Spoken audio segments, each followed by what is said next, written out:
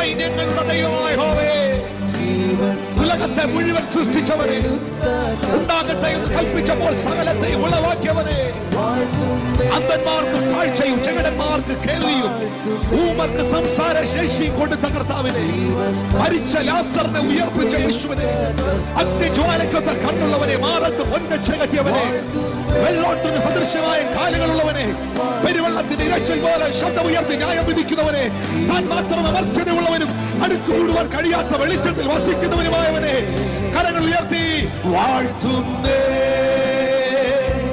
വാഴ്ത്തുന്നേ. Hallelujah. ജീവൻ നൽകി